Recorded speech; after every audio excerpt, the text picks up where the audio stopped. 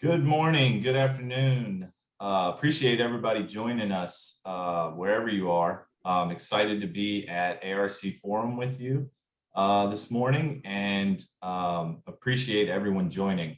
Wanted to cover a quick couple logistics before we get started. We will be going through some content here, but want to have everybody have the opportunity to ask any questions because we're certainly going to leave time for some open discussion at the end. So if you have not familiarized yourself with the console of the meeting platform, there's a Q&A box at the bottom. Any of your questions there and we'll get them covered. Brief introduction of myself. My name is Jared Hartness. I'm the Director of Industry Solutions at GE Digital. And I'm pleased to have us be be joined today by one of my colleagues, Paul Casto. Paul is our Senior APM Industry Principal at GE Digital.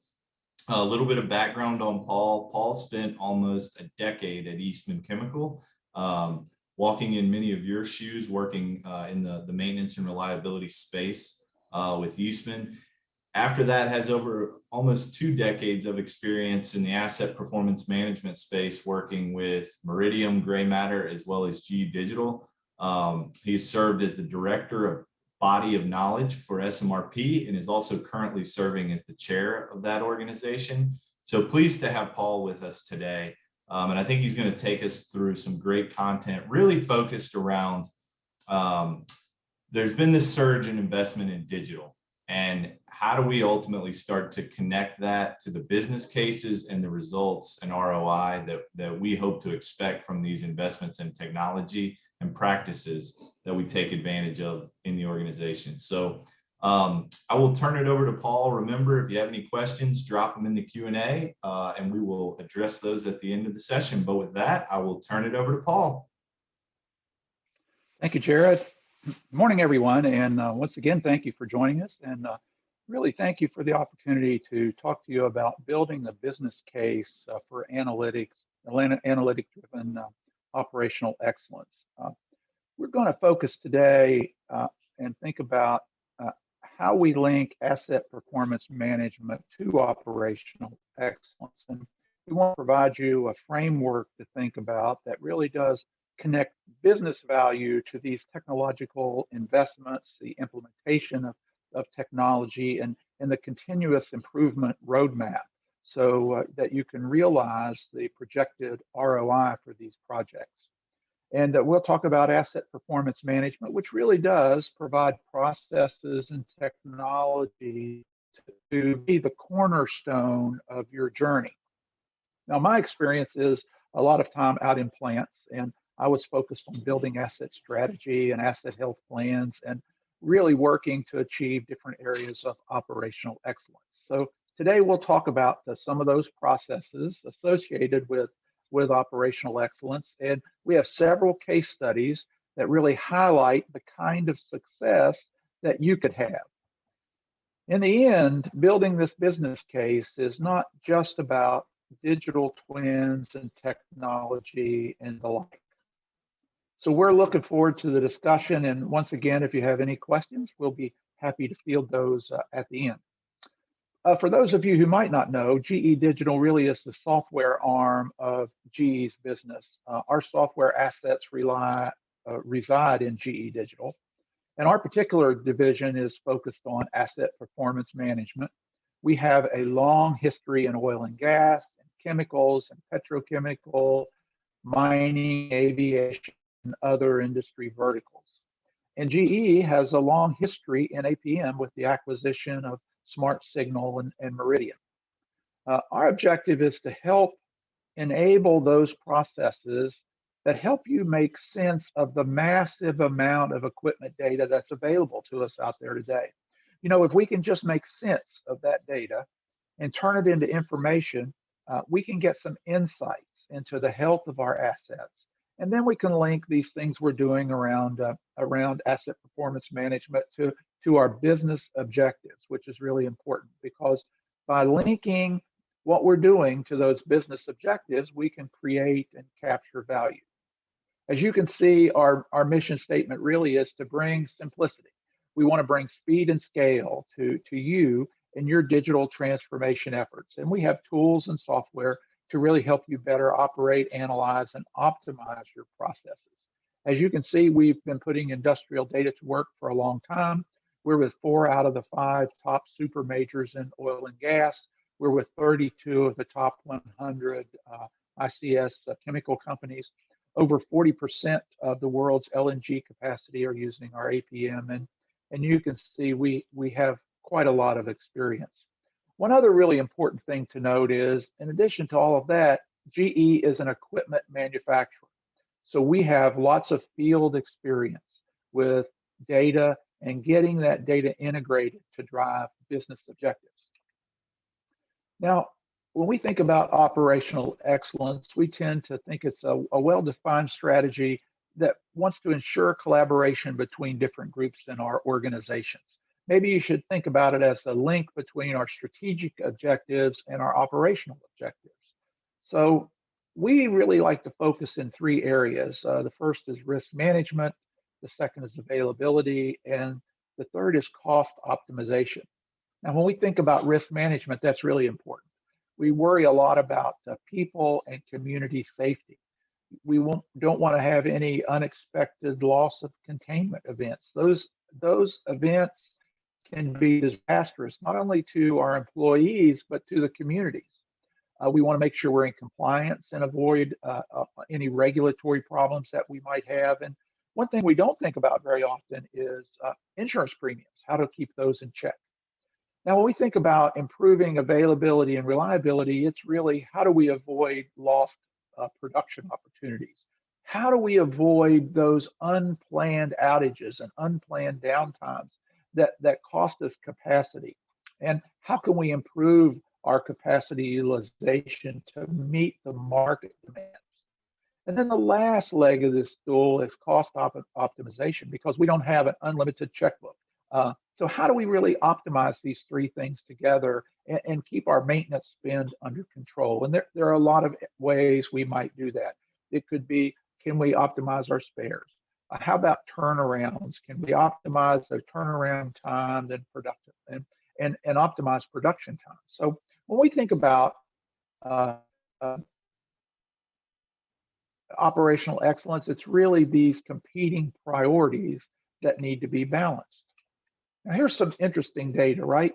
Because analytics is part of our digitization effort that's going on and the transformation of the workplace. And it's very interesting. You know, about 90% of the companies are increasing their spending in the digital area over the next few years. And about 87% have already invested in analytics. Now, the interesting part to that is the second report says that through 2019, only 20% of those analytic insights have actually delivered business outcomes. Further, this is even a little scarier. The report states that 80% of all AI projects will remain alchemy, run by wizards whose talent will not scale to the organization. So, my goodness, those are challenging. And a third note is that another report has come out that during this COVID problem, spending in this area has increased 10 to 20%. So there's obviously a big disconnect between the idea of analytics and the value that they can bring and what's really occurring in the marketplace. And why is that? Well, digital transformation is hard. It changes the way we do work. It changes the social and power structure out in the workplace. It really turns our organizations upside down. So we have to have a plan. We have to understand what success is going to look like for us. And we have to be able to measure our progress toward achieving those business outcomes. Well, let's think about the situation out there today. What we really have in most situations, we have a lot of work processes and tools that are out there, things like mechanical integrity, root cause analysis, lifecycle analysis, asset health strategy, the list goes on. And often they have their own systems and their own data sets. The data is really siloed over there. Now, there's been a lot of talk about analytics, and a lot of us tend to think, well, wow, this could be the silver bullet, the thing that we've been looking for. So we start throwing analytic projects out there at this data, and we try to integrate and suck all that data in, but there's some problems. That data is siloed. It is not connected. The context of the data, the time frames of the data, and other things may really be different. So because it's not integrated, we don't get the full picture and we don't get to leverage the power of analytics to the full extent. So we need to have access to all pertinent data associated with the problems that we're trying to solve. We need visibility into that data. Now, when we think about the future, what we really want is a way to integrate all of that data so that our analytics can combine all the data and all the processes that are available to us. So we'll talk about that a little more as we go on, but we really want to have integrated solutions and we want to embed these analytics into our work processes out in the field. So now when we think about operational excellence, we tend to put things into 5 buckets and we organize them loosely into 2 categories.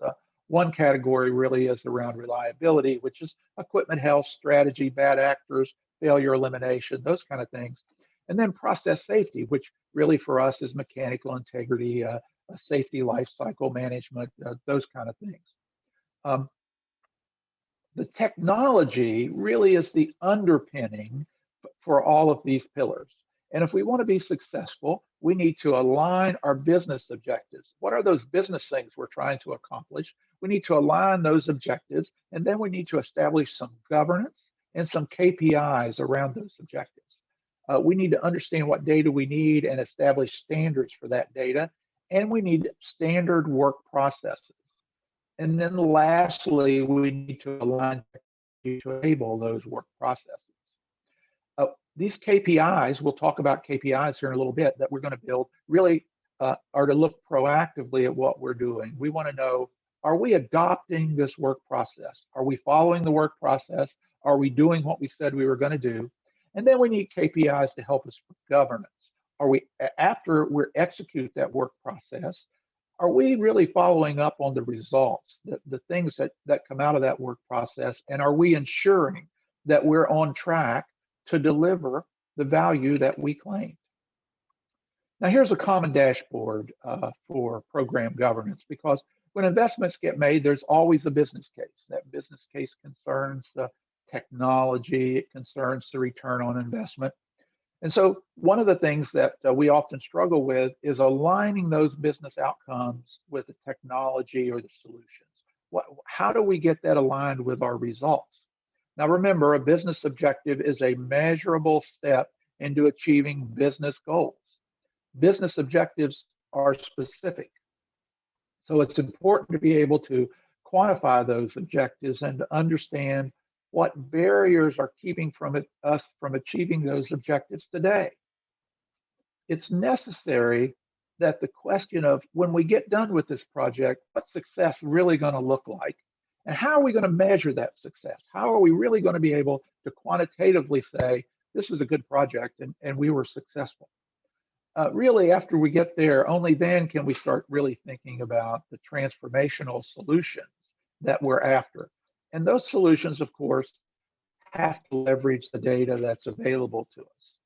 And the value that we create, that value is going to show up over on our company financials, principally over on the income statement in revenue or sales and the cost of goods sold, and also over on the balance sheet. So we have to manage all of this to quantify, capture that value.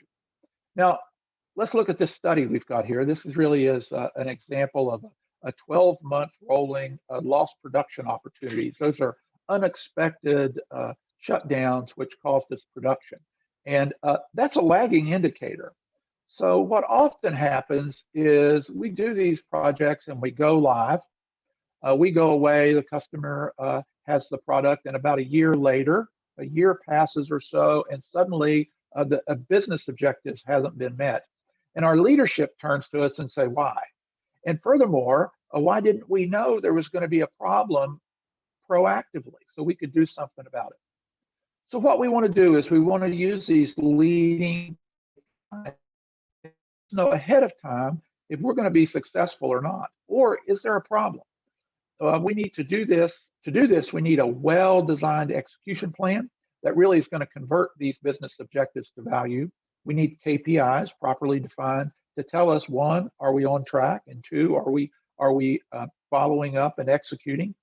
And we don't, uh, because we know if we don't execute the solution properly, we aren't going to get the value. Now, here's our first case study, and this is one about program governance and KPIs. This is with Chevron Phillips. Chevron Phillips is a long-term customer of ours, and they had 23 sites doing mechanical integrity, and they were doing it differently, and they all had their own sources of data. What they wanted to achieve was a simple and transparent system, really driven by those 5 items you see over on the right. They wanted standardized work processes. They wanted standardized systems that everyone could use. They all wanted to be using the same tools, and they wanted standard real-time metrics for everybody. And they wanted to be able to share this data and their work from site to site and transfer resources back around.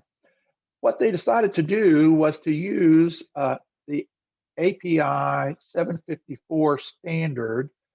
That recommended practice really identifies leading and lagging indicators around process safety.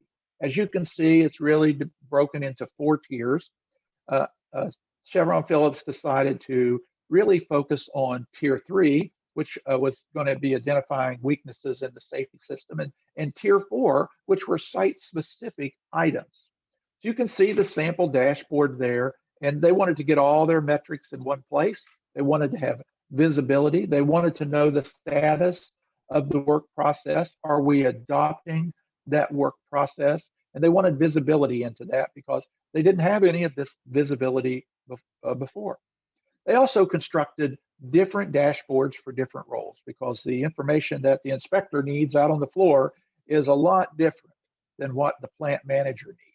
So by enabling visibility across the organization and using these dashboards, they were able to convey this information in a succinct manner. They had a lot of success with this project, and they thought, gosh, let's roll this out to reliability in general. So this is an example of how they did that around rotating equipment. Everything they did was business focused, and they wanted to build their reliability program really on these 3 pillars that impacted lost production. It was equipment strategies. How am I going to build these maintenance plans and get them executed? Their failure elimination process, which is fundamental to any reliability program, and equipment health monitoring to give them proactive insights to problems. What you can see is this is an example. They just used 4 cases that they ran into. The first one was on a compressor where they had some premature bearing wear, and they noticed that way ahead of time through equipment health monitoring, they had a pump failure. And what they discovered in that pump failure was they didn't have proper PMs in place. So that was a strategy problem. They had some steam turbine efficiently losses. They had some fouling that was going on. That's a big number. It adds up over time. And then look, the last one is the same as the first one. And what did that tell them? Well, that told them that, gosh, they're not doing a good job rolling out their failure analysis. They may have done a root cause analysis, solved the problem at plant 1, but they have similar equipment in other plants and they didn't roll that solution out. As you can see, this short example, that they saved about $15 million just in these 4 cases. Really a successful project for them. And then they decided to build dashboards to drive their bad actors around rotating equipment. You see across the bottom, there are 3 scorecards, one for equipment health, equipment strategy, and failure elimination. And for each one of those, you can't see them crystal clear, but the red is for the adoption. To answer the question, are we following the process the way we said we were going to? How are we doing there?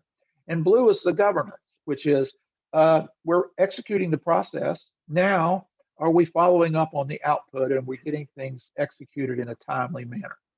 So they use these leading KPIs because these really were leading KPIs to drive this lagging KPI of bad actors. That those three KPIs fed into their bad actor dashboards. And of course, we know that bad actors are a very powerful tool to help us focus our limited resources to give us the highest level of return. Now, the second area we want to think about is data and standard work processes. We want to standardize these work processes. We want to get all the pertinent data we need, and then we want to leverage that data by integrating. And we do that because it improves efficiency, it reduces variability, it clears up areas that aren't clear, and it provides a system of some quality control.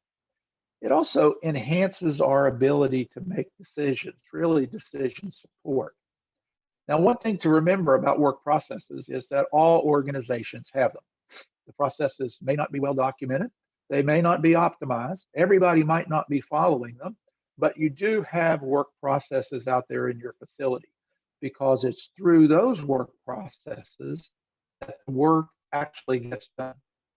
But we need to remember that there's a best way for your organization to do those processes. So let's look at a couple of case studies here. The first one goes back to the Chevron Phillips Mechanical Integrity Project that we talked about earlier. When they looked at their systems, what they saw was they had a lot of data sources out there. They had 23 sites that they wanted to get standardized. And when they looked over those 23 sites, they found 50 separate data sources for compliance and reliability. Well, what they did was they were able to combine all of those into one APM database, and then they integrated that into their work management system so they could manage all of their mechanical integrity issues within the database and then create work orders to go to their work management system to get it done. This really allowed them to build a common work process that could be used at all 23 sites, and they saw a lot of benefits. The first thing is they saw benefits across all the sites that they had never seen before with data visibility. They saw a step change in compliance. Once they could see the data, their compliance was much higher, and they found that solutions and resources really were transferable from site to site. Now, here's another example around data. This comes from Kraton. Kraton's a specialty chemical company, and they knew that they had a lot of unconnected systems out there which were supporting their work processes. As you look around the slide, you can see some of those were maintenance repair, some of those were calibration, root cause analysis, PMs, operator rounds, all of those things were running in their own system, and a lot of them had their own databases. What they wanted to do was see, could they get closer to a single source of truth? So they mapped out all of their data, and as you can see, when they looked at this, they found about 25 different sources of data that were relevant to what they were trying to do. Once they identified those data, then they could make some decisions about what data are we going to integrate into the database. And other systems, such as their CMMS system or their work management system that couldn't be integrated, they could interface into to make sure that they could support the needs of that database and that all of their needs and data could be transferred back and forth. Now, as we said earlier, sort of the backbone of this is work processes. And we'll just quickly look at some work processes. This is equipment health monitoring. Well, what we really want to do with these things is over on the left-hand side, you'll see a lot of data. And the objective is to get that data, to tie those data sources together to give us some insight. So, there's condition monitoring, there's all kind of condition monitoring, there's vibration analysis, all those kind of things that we're doing out there. And then there's what we call operator rounds or operator inspections. My, what a powerful tool that we sometimes neglect. How many of you, and I bet all of us, have heard operators say to us sometime in our career, well, I knew 3 days ago we were going to have a problem and this was going to fail, but nobody will listen to me. If we could just think about how to leverage those operator insights through inspections and operator rounds, what a valuable source of data that was. And then there are process and process excursions. We want to know when is the equipment run outside of its operating windows that it was designed to run in. And then there's work history, and we want to bring all of those things in together, and then we'll write what we call policies. Policies really are just logic or algorithms that integrate all of this data to give us some insight and some predictions around of what this predictive and process data might tell us. When we get this data integrated properly together, we can get some insights early on in the operations. And once we do that, we get those alerts. We want to be sure that we're taking immediate action, but sometimes we might also have to take long-term action. We might have to update our strategy. We might have to do an equipment replacement, all of those kind of things. But think about this. Think about the old IPF curve that we've used for years in installation, potential failure, failure. What we want to do with equipment health monitoring and the combination of all of these data and leveraging it with digital twins and blueprints is to give us some insights into equipment degradation, to leading indicators of failure, to degradation mechanisms that are in place so that we can take action before the equipment gets damaged. Here's another work process. Really, this is the failure elimination bad actor work process, and it is, as we said earlier, the backbone of any reliability program. You see over on the left again a whole bunch of sources of data, and one is those OPC process excursions. I just wanted to sort of re-emphasize that that's really important if we can get that data and tell us when we're running off our best efficiency point. You know, that's where the equipment's designed to run, because that's a proactive indication of potential degradation, potential problems. And of course, you know, we have work history and data quality is key to all of that. But once we get all that data in, we want to create bad actors. We've got to set up some criteria to determine what constitutes a bad actor. And we want to be able to do that globally. We can't do root cause analysis on everything. Some things might just be a 5 why, some might be a formal root cause analysis, but we need to have the criteria set up for that. And then lastly, once we do an RCA, we want to make sure our recommendations are actually implemented, and we want to be able to communicate this across our organization so where people have similar equipment and similar problems, they can proactively address those. Now, here's a great work process, mechanical integrity. We're really all familiar with that. And once again, we want to leverage that data over on the left-hand side into the work process. And there's a lot of things that have to come together with mechanical integrity. We have all kind of condition findings out there. There's information about the design and construction of the equipment. There's reference documents for components, drawings, materials information, work history. There's just a ton of information that have to come together, because ultimately in this process, we want to do a damage mechanism review, and we want to do a risk analysis. We might be operating time-based, or we might be actually operating risk-based, but we want to do a risk analysis based on whatever strategy we're using. We want to streamline the way we're doing inspections. That's visual inspections, NDT. We probably want to develop some integrity operating windows to give us more insight to the degradation of our equipment. And we really want to be able to programmatically implement a mechanical integrity plan and then evaluate it. How are we doing, and communicate those results. So once again, we're going to develop KPIs to help us measure adoption and governance of the program. All of these work processes are pretty hard to implement if we have 3 or 4 or 5, let alone 25 different data sources. And that's why it's so critical to try to get this data integrated. Lastly, here's an overall sort of work process for strategy. This is almost a straightforward plan, do, check, act strategy, but these kind of strategies really are the backbone of the reliability program, and it has a lot of critical elements that we all know: criticality, strategy templates, and implementation. And all of those things come together to drive value. Lastly, we want to talk about technology and how that enables and aligns work processes. We want our work processes to be done efficiently and effectively, and technology helps us do that. So we need work processes. We need to know the data we need for those work processes. We want to create leading indicators. We talked about that before to measure adoption and governance. Then we're going to enable this work process and the integration of the data with technology. And we want to get that technology embedded and in the work process into the daily fabric of our everyday work life, out in the plant. We tend to think about the solutions and what you want to implement based on where you are. This is around process safety, really around mechanical integrity. And we think about, as you can see in the triangle on the left-hand side, really increasing maturity of your program. And where you are in terms of that maturity really dictates what kind of solution you're going to drive.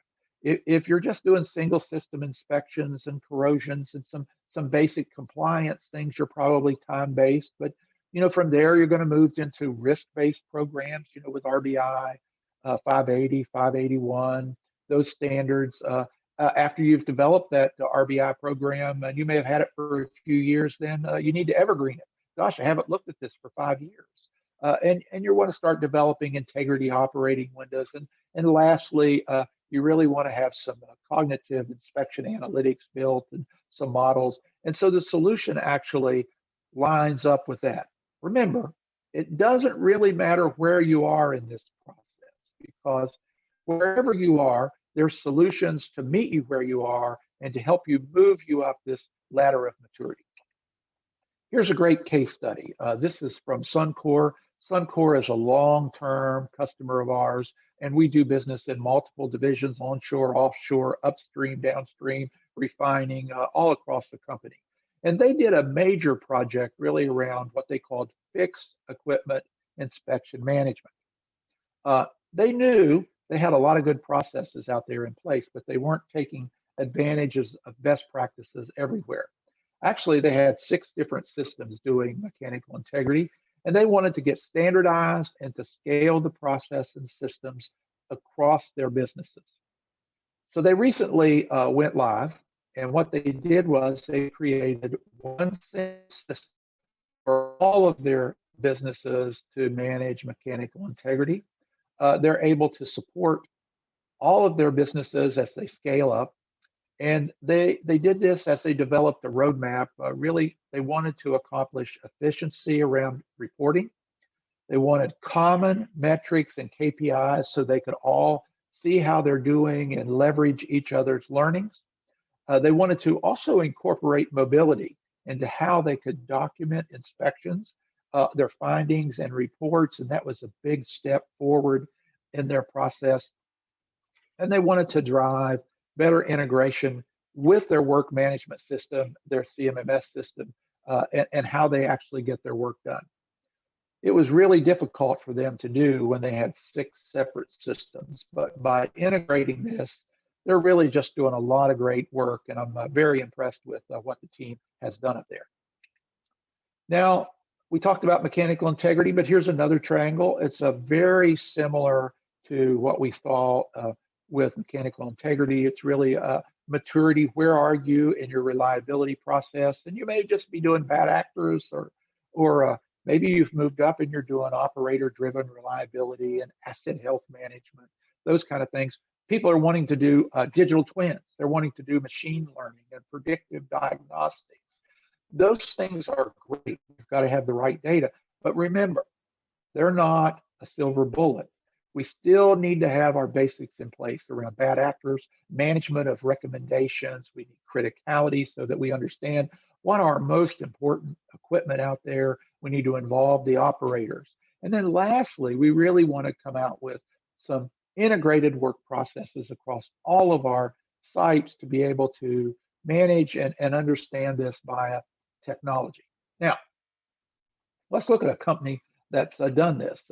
This is Palinter. They're a petrochem producer, really based in Spain. And they knew they needed to create a culture of reliability, and they wanted to have visibility and transparency of the data and standardized work processes.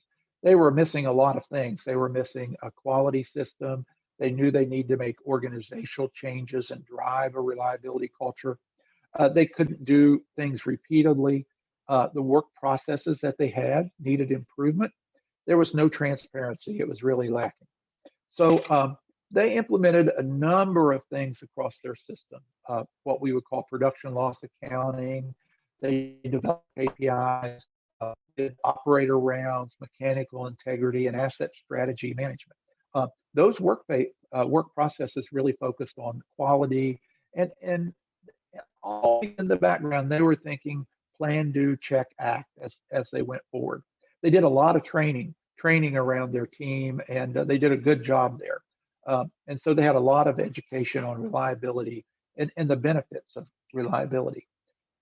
I'm always pleased to talk about sort of the benefits. Here you can see after 3 years, they saw a 9% reduction in corrective maintenance, and their corrective work order count had dropped 21%. Had a big improvement in profitability, which way more than paid for this project and gave them a great return. And they also had one plant which availability improved 8.3%. The last case study I just want to look at quickly is really about predictive analytics. This was with Sibur. Sibur is a large petrochemical company in Russia. And what they did was they wanted to develop predictive analytics to improve their operating efficiency. They needed to improve their capacity, and they knew they could do it if they could figure out a way to avoid unexpected failures. So they wanted to extend the life of critical pumps, compressors, rotating equipment, really just to optimize production. They set up a team, they began to use advanced analytics, and they had a hypothesis that they wanted to have early detection. Not less than 75% of the warnings had to be accurate, and it had to be simple, easy to use. And what they saw was over a 45% reduction in unplanned shutdowns in their gas processing and compressor plants, right? They had a lot of savings on utilities, spare parts, all kind of things.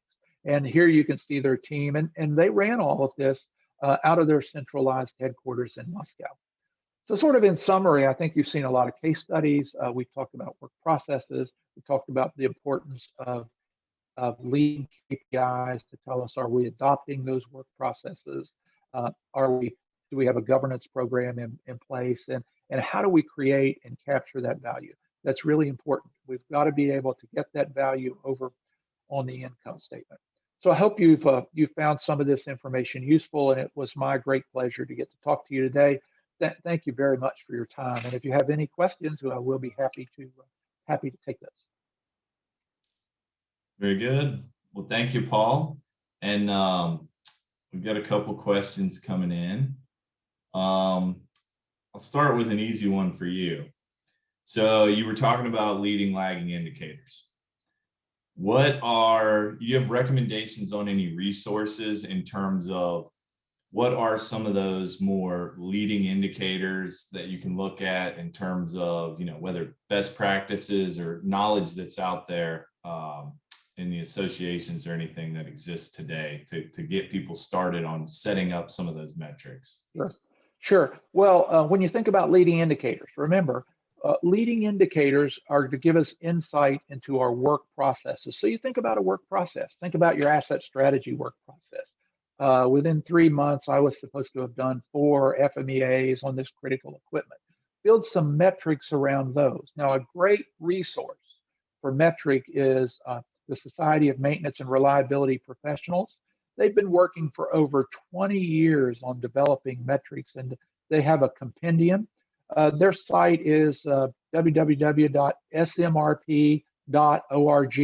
If you'll go to that site, you can find the compendium. It is chock full of, I can't remember, 69, 70 different metrics with detailed explanations, calculations, and a discussion on leading and lagging indicators. It is a great resource to get started, and I encourage you to try to leverage that. That's out there for your use.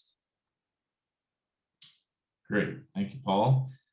We got one from Mike Bell. How do you mix numerical information and text information into your analytics? Typically easy to display numerical, not so easy with random text. Do you have text analysis? And Paul, if you Yeah, want, I can lean into this one as well and follow up maybe any comments you have.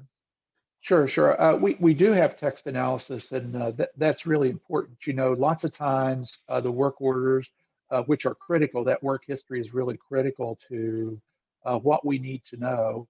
And those work orders may not be filled out accurately or completely. So we have done quite a lot of work around our ability to go in and look at the long text and to give us insights about the failure mode and failure mechanisms. Then once you can do that, it becomes easier to combine. Um, Jared, you want to add some additional comments to that? No, yeah, that's great. We've done a lot of work around that with work history and completing. How do we get to coding based off open text data and descriptions? The other thing I would say is our mechanical integrity product team has been looking at using the same, we call it our cognitive engine, but same essentially text mining data and inspection reports. Because there's this big problem around, right? When we open up during a turnaround, everything's going to be buttoned back up before the 2, 3, 4 resources that can actually analyze all those reports that are coming back from contractors. So can we use open text analysis to give us highlights very quickly upon those reports being submitted back to the owner operator on where we need to focus, where we had potential degradation? Can we potentially address it before we button a unit back up? So working on a lot of different areas with those things and how we can incorporate that into work processes.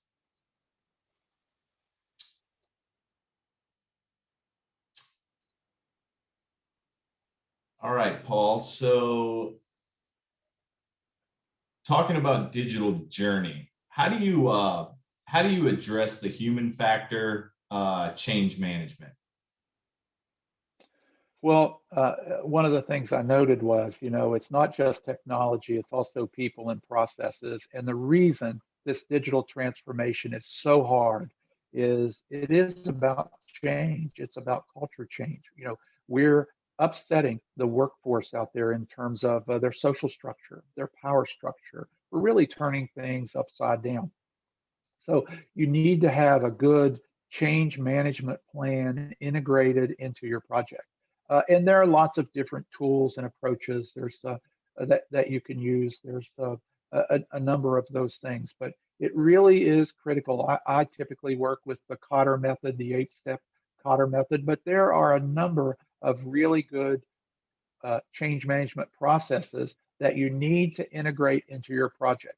And what you're going to find is you're going to find the difference between a good project and a really outstanding project is how we manage that change, how we manage the culture, how we integrate the folks out on the floor into the project. So I would just, we don't have time to go into the details now, but be happy to talk to anybody about that. But certainly this idea of a change management is integral to having really successful projects. Thank you, Paul. We also got a question, and I'm sure you could help everybody out with this. You mentioned the link with some of the metrics you were talking about on that first question. Asked about if you could share that in the chat if possible, probably after the session. We'll figure out one of the better ways to communicate that. Yeah. The website for that is, I'll just tell everybody again, and we'll get you the link to this, but it's www.smrp.org. It is really a great organization, really around best practices and tools around maintenance and reliability. And this is called the compendium, the best practice metrics compendium. And it's really powerful. And if any of you are interested, that organization also offers some workshops around metrics and how to build those metrics. So we'll send you our information. Feel free to contact me about any of that kind of information, and we'll help you get started there. Good. So I think we have time for just a couple more. Before I read off this last one, I'll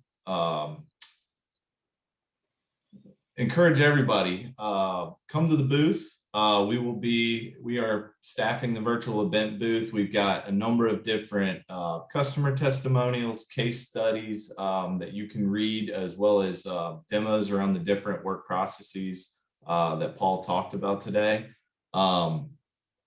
The next question, Paul, around, again, kind of touching on the human factor, reskilling the workforce. Have you seen any approaches that work better than others directly around change management and methodologies? Well, as I said earlier, there's a number of different methodologies that you can use. I wouldn't recommend one over another. I think the important thing is to get a methodology, get that methodology implemented into your project, and to go forward. But there's a lot of those out there. As I said, I was trained in the 8-step Cotter method, which is great, but there are a number of others out there as well. So just do a little research on that. I can make some recommendations for you offline if you'd like some resources. But I just recommend do a little research on that and find the one that seems to fit your organization and your organization's needs best. Yeah, and one thing I'd add, Paul, just kind of us as a vendor looking at the change management process. I know one of the areas that the team has really been working on is this changing environment of training.